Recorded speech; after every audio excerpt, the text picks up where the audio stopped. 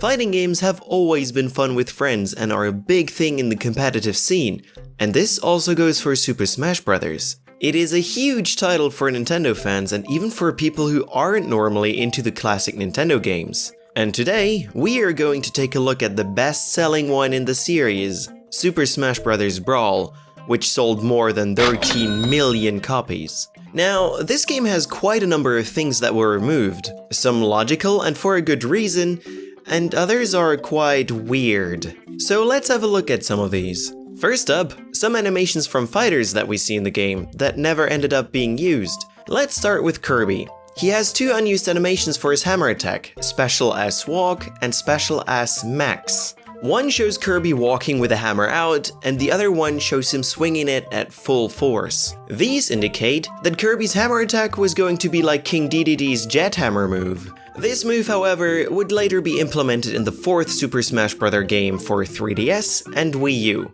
Maybe they didn't want Kirby to have a too similar moveset to King Dedede, but on the other hand, this doesn't make sense. So we are not really sure why they left it out. Maybe to make Kirby stronger by making him attack faster? Who knows? Now for our next one, there is an unused sub-action and corresponding animation for Zero Suit Samus' Side B move, the Plasma Whip, labeled Special S Item Get. There also exist two other unused animations that appear to go along with it, showing Samus throwing something both forward and up in the air. They are labeled Special S Throw S and Special S Throw High, respectively. Presumably, the attack would originally have grabbed items from a distance and slung them away as a projectile, a function that would have been unique to the character. It may have been removed due to it interfering when players were attempting to hit another player with a whip, which does make sense since people tend to be all over the place in this game. Another character with unused animations is Diddy Kong.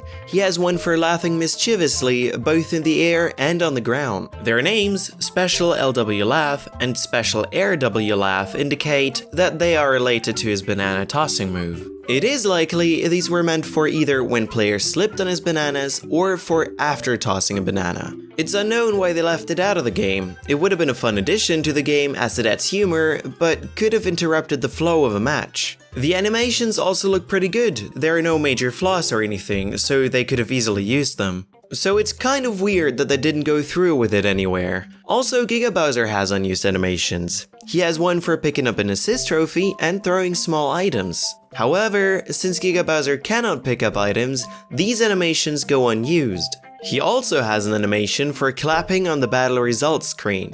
They're exactly the same as Bowser's animations and are likely left over from when they copied Bowser's files. Since Giga Bowser was only seen in an event match in Melee, they gave in to the high demand and made him an Ultra Smash in Super Smash Bros. Brawl. Now also the Pokemon trainer has unused animations, which is kind of weird, since he doesn't do a lot, but if you think about it for a second, it all makes sense. He has animations for jumping, falling and landing. This was most likely intended for the Subspace Emissary single-player campaign. As you went further into the level, the trainer would actually follow you rather than magically warping around. They probably went with the warping in order to save time, since they don't have to animate a lot for it. So he just runs with you, and when it comes to obstacles, he just warps. And it's also not that important to the game, so it was quite logical that they did this. Now there was also another thing they removed besides animations, and that's a cutscene that was meant to appear in Subspace Emissary. It can be found in the files, but it's just the Lucario discovers Snake, and the Snake's cardboard box cutscene in that order. This cutscene is horribly glitchy, and may have been a placeholder at one time, and later on they just cleaned it and used it in the game. Nothing too special. Now there were also some very interesting graphics and models that they didn't end up using. First, there's a body texture for the Metroid Assist Trophy, and it features a small copy of Mr. Saturn Sprite from Earthbound. The sprite is placed in a part of the texture that isn't mapped to any part of the Metroid model. We don't really know why it's there, but it's quite funny though. Now there are also CDs in the files, and each one is actually made of two mashes, using the same texture. One for the whole CD, and the other one covering one side. The second mash might have been intended to add a label, which are included with the CD model. The two N64 discs appear to be Ocarina of Time or a generic Zelda game, and Yoshi's Story.